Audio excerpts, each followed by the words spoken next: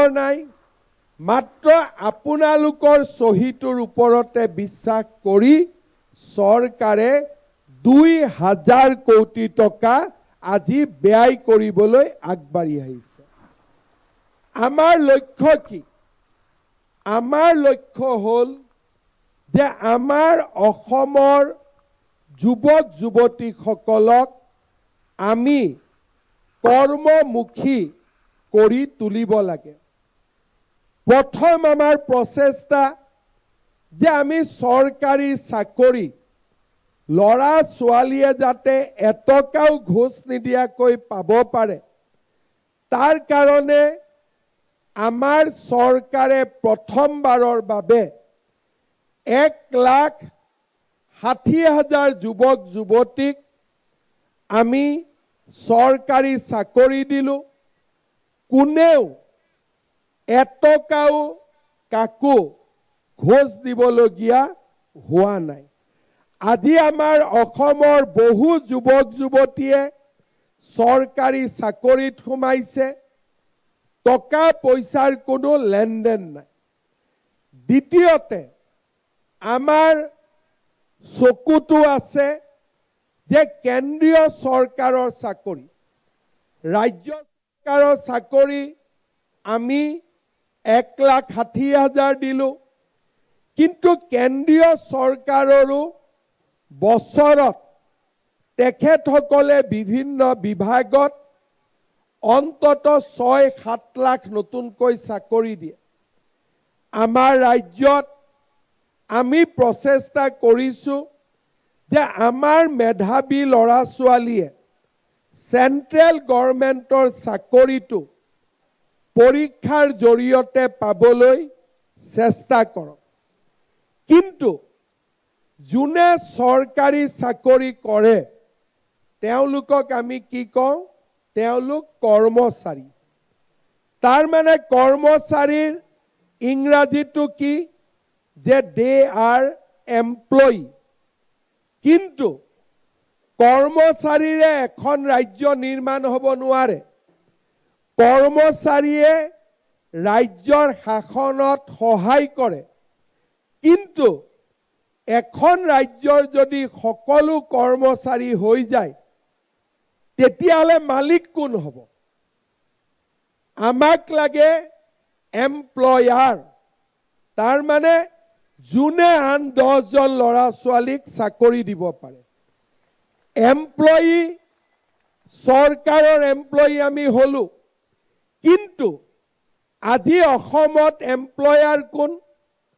আমাৰ অসমীয়া ল'ৰা ছোৱালী আজি এমপ্লয়াৰ পৰ্যায়লৈকে উঠি যাওক, এইটো হৈছে আমাৰ লক্ষ্য।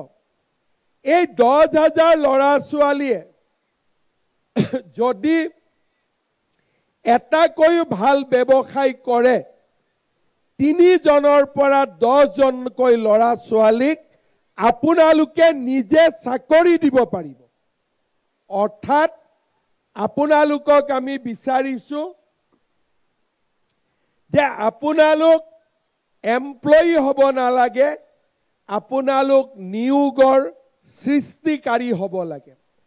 আজি আপোনালোকে যদি এটা উদ্যোগ স্থাপন কৰে, আপোনালোকৰ উদ্যোগটোত আপোনালোকে অকলে কাম কৰিব নোৱাৰে। আপোনালোকে যদি এখন পাৰ্লাৰ খোলে, দোকান খোলে, আন কিবা ব্যৱসায় কৰে, অকলে কাম কৰিব নোৱাৰে। আপোনালোকে লগত 2-3 জন ল'ৰা ছোৱালীক চাকৰি দি নিজৰ লগত ল'বই লাগিব। সেইকাৰণে আমি অসমত কি নিৰ্মাণ কৰিব বিচাৰিছো যে যি যুৱক যুৱতীয়ে নিজে চাকৰিৰ সৃষ্টি কৰিব পাৰে।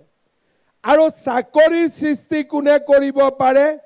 উদ্যোগীয়ে চাকৰিৰ সৃষ্টি কৰিব পাৰে, ব্যৱসায়ীয়ে চাকৰিৰ সৃষ্টি কৰিব পাৰে। আৰু সেইকাৰণে এই মুখ্যমন্ত্ৰীৰ আত্মনিৰ্ভৰ অসম অভিযানৰ মূল লক্ষ্য হৈছে যে চাকৰিৰ সৃষ্টিকাৰী এছাম যুৱক যুৱতীক আমি আগবঢ়াই লৈ যাব খুজিছো। প্ৰধানমন্ত্ৰী ডাঙৰীয়াই সদায় ভাষণত কয় যে আমাৰ যুৱক যুৱতীসকল এমপ্লয়াৰ হ'ব লাগে। তেখেতে ষ্টাৰ্টআপৰ কথা কয়, ব্যৱসায়ীৰ কথা কয়, ক্ষুদ্ৰ উদ্যোগীৰ কথা কয়। আপোনালোকে জানি ভাল পাব, যোৱা 5 বছৰত আমি অসমত এটা পৰিৱেশ সৃষ্টি কৰিছিলোঁ যাতে আমাৰ ল'ৰা ছোৱালীয়ে বেংকৰ পৰা লোন পায় আৰু নিজে ক্ষুদ্ৰ উদ্যোগ সৃষ্টি কৰিব পাৰে। আজি আপোনালোকে জানি ভাল পাব যে বেংকৰো অসমীয়া ল'ৰা ছোৱালীৰ প্ৰতি মানসিকতাৰ সলনি হৈছে আৰু বেংকেও এতিয়া আমাক যথেষ্ট লোন দিয়ে।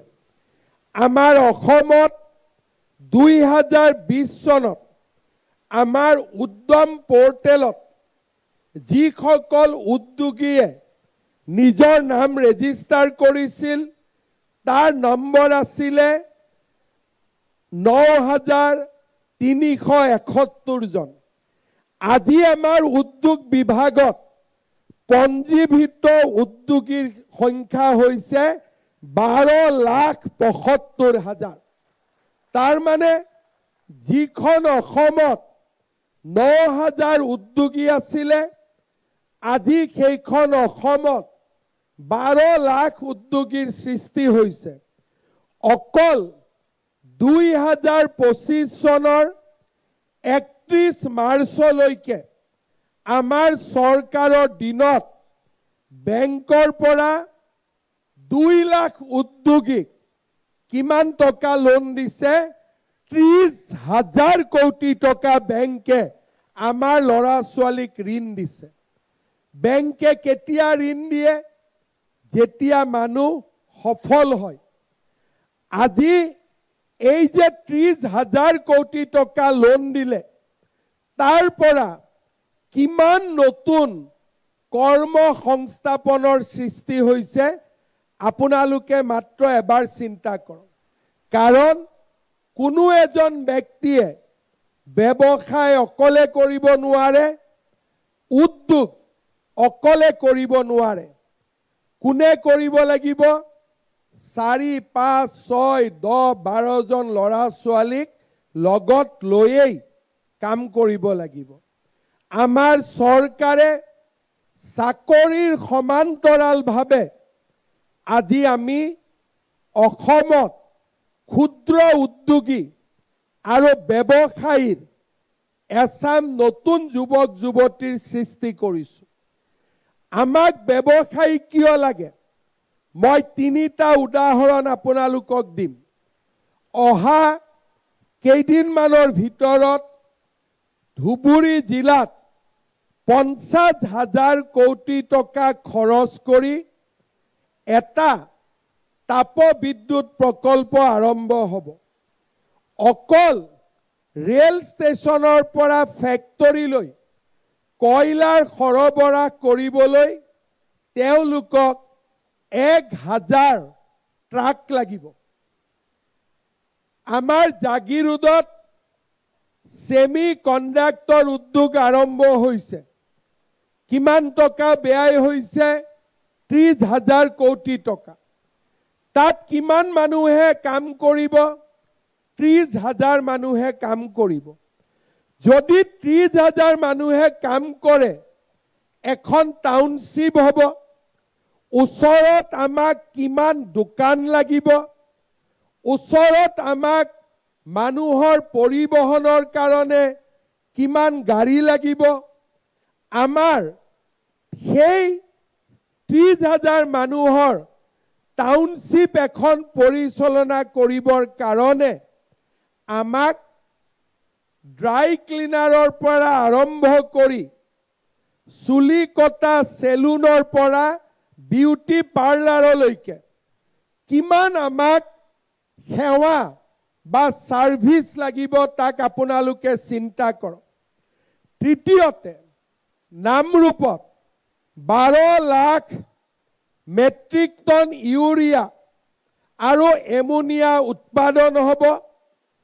তাক চৰকাৰে 12,000 কোটি টকা ব্যয় কৰিছে।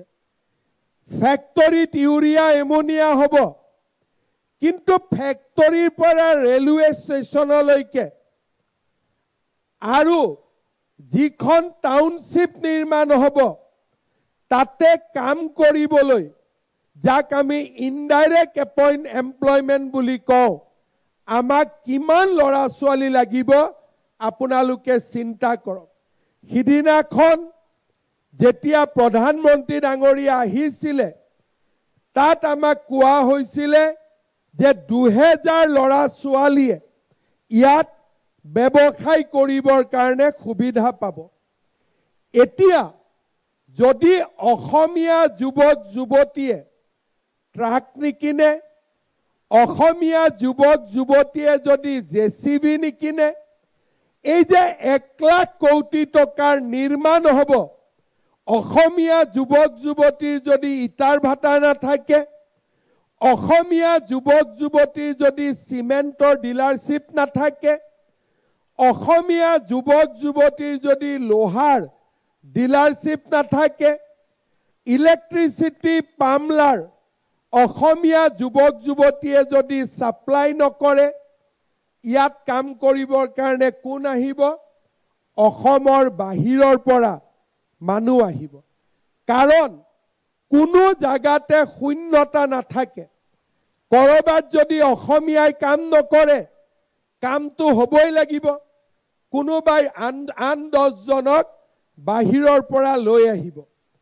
অৰ্থাৎ অসমত আৰম্ভ হোৱা অভূতপূৰ্ব উদ্যোগীকৰণে মানুহৰ জেপত টকা দিছে, আৰু এই টকা পোৱাৰ লগে লগে মানুহে নিজৰ জীৱন যাপনৰ পদ্ধতি আগতকৈ উন্নত কৰিছে।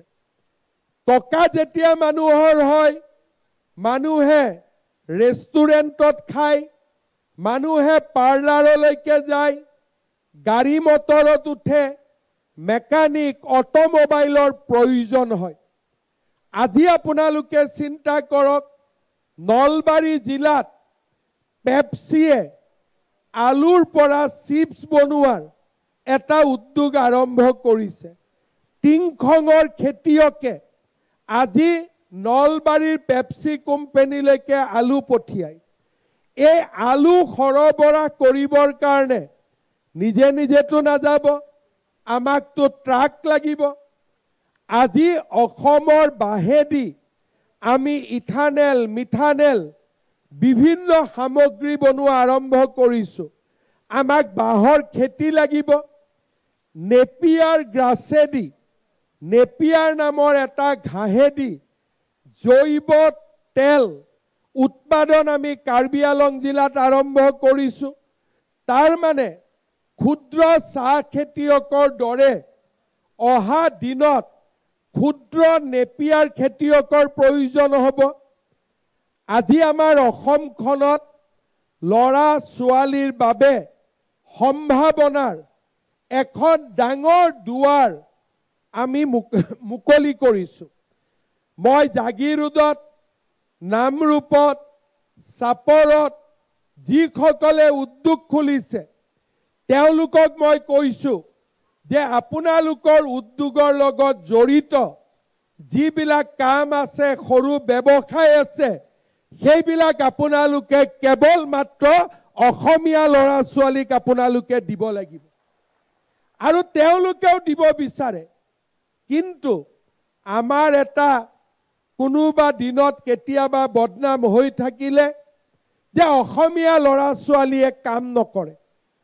ইয়াক আমি পৰিৱৰ্তন কৰিব লাগিব। আজি আপোনালোকে চাব, কেইদিনমান আগতে ঢিঙত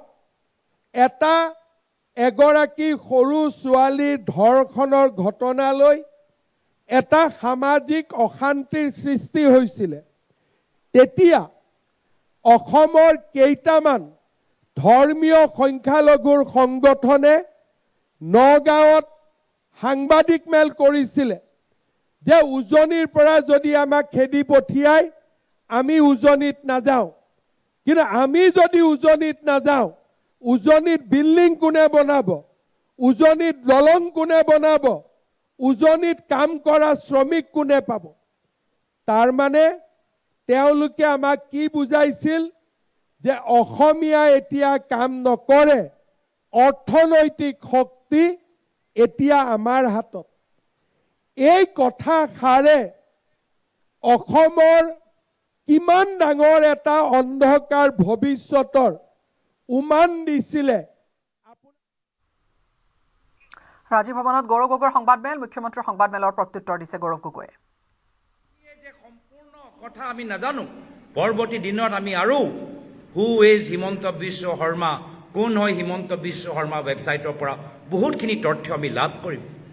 কিন্তু ইতিমধ্যে আমি যে যোৱা ৩-৪ দিন সময় পৰিৱৰ্তনৰ যাত্ৰা আমি সম্পূৰ্ণ কৰিলোঁ, তাৰ ভিতৰতে গুৱাহাটী, কামৰূপ, যদি নগাঁও যদি আমি য'ত য'ত গ'লোঁ তাৰে যদি আমি তথ্যবোৰ ওলাওঁ, ইতিমধ্যে কংগ্ৰেছ দলে মুখ্যমন্ত্ৰীৰ পৰিয়ালৰ দখলত থকা ৪,০০০ বিঘা মাটি আমি ইতিমধ্যে ওলাবলৈ সক্ষম হৈছোঁ। ৪,০০০ বিঘা মাটি।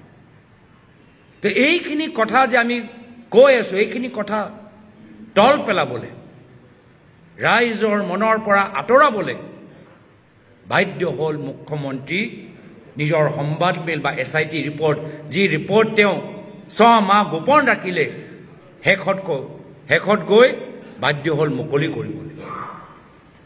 আৰু মই ভালে পালোঁ। মই এই ছুপাৰ ফ্লপ চিনেমাৰ মুকলি হোৱাটো ভালে পালোঁ। মইতো বহুত দিনৰ পৰাই বাট চাইছোঁ। আৰু ইতিমধ্যে ৰকিবুল হুছেইন ডাঙৰীয়াই ক'লে যে কিয় আমি কোৰ্ট কেছ দিয়া নাই। মুখ্যমন্ত্ৰী বাৰম্বাৰ কয় যদি সাহস আছে তেতিয়া কোৰ্ট কেছ দিয়ক। আমি কিয় কোৰ্ট কেছ দিয়া নাই? কি ৰকিবুল হুছেইন ডাঙৰীয়া কোৱাৰ দৰে আমি কোৰ্টে যদি ষ্টে দি দিয়ে, কোৰ্টে যদি বাধা দি দিয়ে, কোৰ্টে যদি SIT ওপৰত কিবা ৰিষ্ট্ৰিকশ্যন দি দিয়ে, তেতিয়া তেওঁলোকে ক'ব যে আমি এই গুৰুত্বপূৰ্ণ ৰাষ্ট্ৰীয় সুৰক্ষা তদন্তৰ ওপৰত কংগ্ৰেছ দলে সহায় কৰিবলৈ বিচৰা নাই, সমৰ্থন কৰিবলৈ বিচৰা নাই, কিবা এটা লুকাই আছে, তেনেকৈ ক'লেহেঁতেন। আৰু সেইকাৰণে আমি প্ৰথম দিনৰ পৰাই কৈছোঁ যে SITক আমি কোনো ধৰণে আইনীভাৱে আমি বাধা নিদিওঁ। যি তদন্ত কৰিব লাগে তদন্ত কৰক। আমি SIT ৰিপৰ্টটো মুকলি হোৱাটো বিচাৰোঁ। কিয়? যিহেতু আমাক এই হেডলাইনটো লাগিছিল, আমাক এই হেডলাইনটো লাগিছিল। এই শব্দ ভেলকিবাজি, এই শব্দ যে আজি ৰাইজৰ মাজত প্ৰচলিত হৈছে, এই ফলাফলৰ বাবে আমি কোনো ধৰণৰ আইনী সহায় আমি লোৱাটো নিবিচাৰোঁ। এয়া হ'ল আমাৰ পলিটিকেল ছাকচেছ। আমি কোৱা নাই জনসাধাৰণৰ মাজত। অখিল গগৈয়ে কয় বেহাৰবাৰী আউটপোষ্ট, প্ৰদ্যুতে কি ক'লে আপুনি? খুচৰি কাহিনী। মই ক'লোঁ ছুপাৰ ফ্লপ আৰু বিভিন্ন মাধ্যমৰ মাজত আলোচনা ভেলকিবাজি। এয়া হ'ল আমাৰ ছাকচেছ। আৰু সেইকাৰণে মই ভাল পালোঁ যে মুখ্যমন্ত্ৰী আমাৰ জালত ভৰি দিলে, SIT ৰিপৰ্ট মুকলি কৰিলে, প্ৰায় 2.5 ঘণ্টা তেওঁ দীঘলীয়া কথাবোৰ ক'লে, এটাও প্ৰমাণ তেওঁ দিব নোৱাৰিলে। আপোনালোকে সাংবাদিকৰ প্ৰশ্নবোৰ শুনিব। মই ভাল পালোঁ যোৱাকালি যিবোৰ সাংবাদিকসকলে তাত উপস্থিত আছিল, কিছুমানৰ মই প্ৰশ্ন শুনিলোঁ। তেওঁলোকৰ প্ৰশ্নৰ পৰা আমি বুজি পাওঁ যে তেওঁলোকে কনভিন্স হোৱা নাই। টিংখাঙত মুখ্যমন্ত্ৰীৰ আত্মনিৰ্ভৰ অসম অভিযান 2.0 আজি 4খন জিলাৰ 10,371 গৰাকী হিতাধিকাৰীলৈ ধনৰাশি বিতৰণ কৰিছে। ল'ৰা ছোৱালীয়ে ধৰি ৰাখিব পাৰে। আৰু সেইকাৰণেই আজি আমি উদাৰভাৱে এই আত্মনিৰ্ভৰ অসম অভিযান আৰম্ভ কৰিছোঁ আৰু মোৰ মনত ইচ্ছা আছে অহাবাৰ যদি অসমত বিজেপি চৰকাৰ স্থাপন হয় 10 লাখ ল'ৰা ছোৱালীক মই CM ট্ৰিপুলে দিব বিচাৰোঁ তাৰ মানে প্ৰতিটো সমষ্টিৰ 10,000 যুৱকক আজি আমি কিমান দিছোঁ এটা সমষ্টিৰ 700 ল'ৰা ছোৱালীক আমি আজি আপোনালোকক মাতি আনিছোঁ কিন্তু মোৰ লক্ষ্য 700 নহয় মোৰ লক্ষ্য হ'ল দুলিয়াজান নাহৰকটীয়া টিংখং খুৱাং সোণাৰী মামৰা ডিমৌৰ 10,000 ল'ৰা ছোৱালীয়ে এই মুখ্যমন্ত্ৰীৰ আত্মনিৰ্ভৰ অসম অভিযান পাব লাগে কেনেকৈ পাব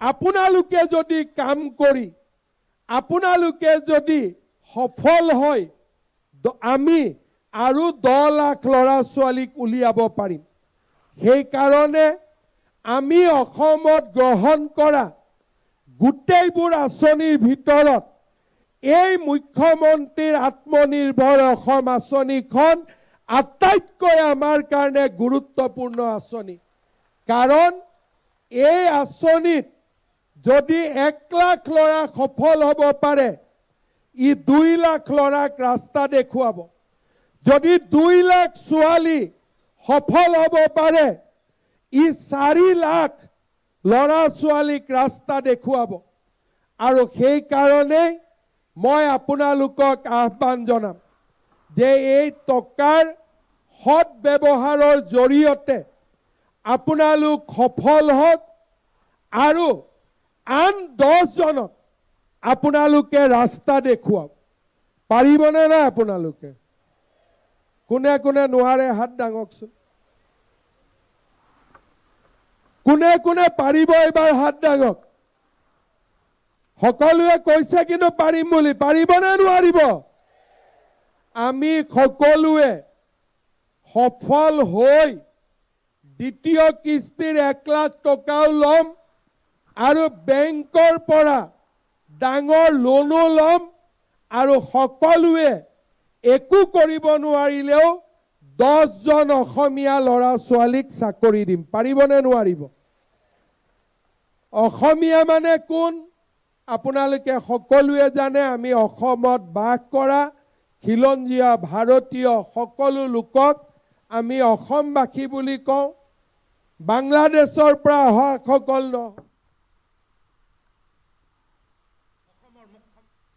চাকৰি আগবাঢ়ি যাব আৰু মোৰ বৰদলৈদেৱ বহিছিল যি চকী ওপৰত প্ৰয়াত শৰৎ সিংহদেৱ বহিছিল যি চকী ওপৰত প্ৰয়াত বিমলা প্ৰসাদ চলিহাদেৱ বহিছিল যি চকী ওপৰত প্ৰয়াত হিতেশ্বৰ শইকীয়াদেৱ বহিছিল যি চকী ওপৰত প্ৰয়াত তৰুণ গগৈদেৱে বহিছিল সেই চকী অলংকৃত কৰা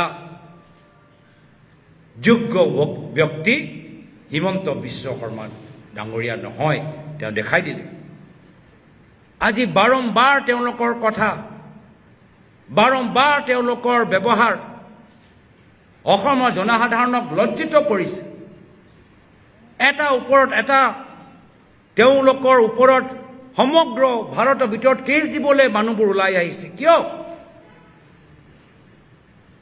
কি আজি যি ধৰণৰ কথাবোৰ এটা বিশেষ সমাজৰ প্ৰতি তেওঁ ব্যৱহাৰ কৰে যি ধৰণৰ ছ'চিয়েল ভিডিঅ' তেওঁ নিজৰ টুইটাৰৰ যোগেদি প্ৰচাৰ কৰে সম্পূৰ্ণভাৱে ইলিগেল সম্পূৰ্ণভাৱে অপৰাধ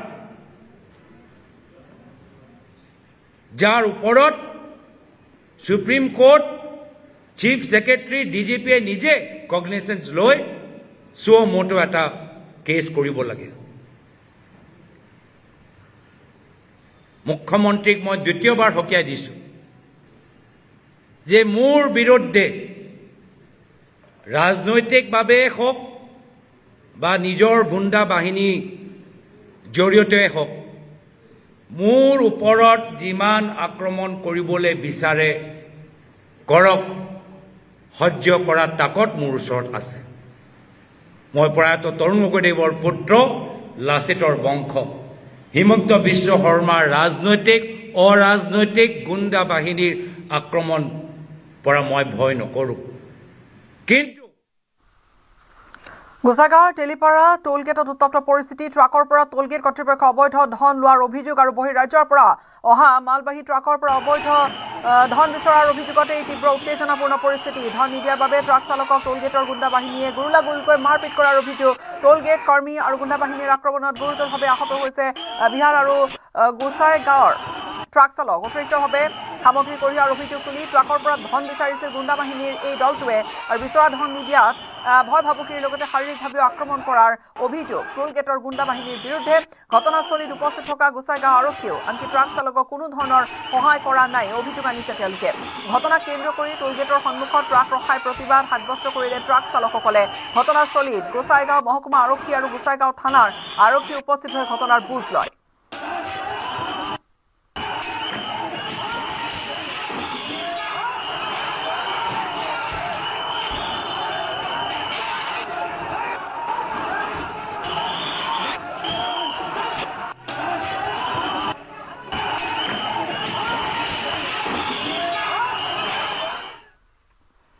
দিল্লীৰ বিদ্যালয়সমূহত বোমাতংক। 9খনকৈ বিদ্যালয় বোমাৰে উৰুৱাই দিয়া হ'ল ভাবুকি। ফোনযোগে বিদ্যালয় কৰ্তৃপক্ষক অচিনাক্ত দুৰ্বৃত্তই ভাবুকি দিলে। ভাবুকিৰ পিছতে স্কুল কৰ্তৃপক্ষই প্ৰশাসনক খবৰ জনাইছে।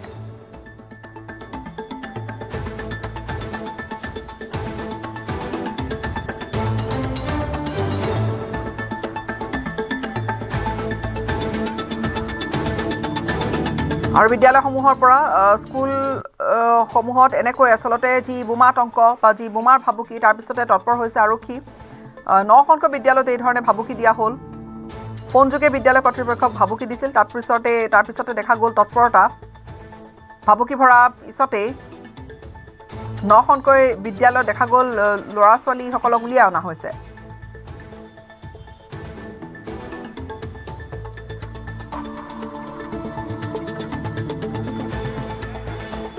सर मैसेज गया था हमारे पास, मैसेज के अकॉर्डिंग हम आए, मैसेज देखे तो आ गए मैम से बात करके। सर अब क्या स्कूल में कुछ बताया नहीं, हम तो गए बच्चे लेके आ गए, बस स्कूल ने कुछ नहीं बताया मुझे। अचानक से ही मैसेज आया, ऐसा कुछ नहीं था। सुबह तो हम छोड़ के गए अच्छा खासा सब सही था, अचानक से अभी मैसेज आया तब हम आए यहाँ लेने भाग के। कुछ इमरजेंसी हो गई है तो आप अपने बच्चों को ले जाइए, ये मैसेज आया। ये फ्रिक्वेंटली हो रहा है अभी, तो गवर्नमेंट को भी देखना चाहिए इसमें, बिकॉज ये अननेसेसरी हरास कर रहे हैं पेरेंट्स को भी, और थोड़ा सा टेंशन भी आता है पेरेंट्स को कि ये पिछले महीने भी हुआ है सेम इंसिडेंट, तो ये नहीं होना चाहिए। गवर्नमेंट को इस पर काम करना चाहिए। बहुत ज़्यादा परेशान है सर, अपना ऑफिस छोड़ के हमें आना पड़ रहा है। और ये एक हफ्ते पहले भी ये सेम प्रॉब्लम हमने क्रिएट करी है और सेम प्रॉब्लम आज भी हो गई है। बच्चे इतने मेरे होपलेस हो रखे हैं, बच्चे इतने डर रखे, दोनों बच्चे रोने को हो रखे हैं कि कब से हमें ग्राउंड में बिठा रखा है मम्मा, हम परेशान हो गए हैं। बैग नहीं है बच्चों का, टिफिन ऑफिस में रखा हुआ है, स्कूल में रखा हुआ है, पानी की बोतल नहीं है बच्चे के पास। सुबह 8 बजे से बच्चा ऐसे ही बैठा हुआ है 11 बज के। परेशान हो रहे हैं बच्चे में। हमेशा का हर दो दिन बाद ये धमकियां आ जाती है, हर 2 दिन बाद ये धमकियां आ रही हैं। क्या हो रहा है मेरे को तो कुछ समझ में नहीं आ रहा। सर मैसेज गया था हमारे पास, मैसेज के अकॉर्डिंग हम आए, मैसेज देखे तो आ गए। This will happen as many times, but ইয়াৰ সৈতে সময় হ'ল বিদায় লোৱাৰ। নমস্কাৰ।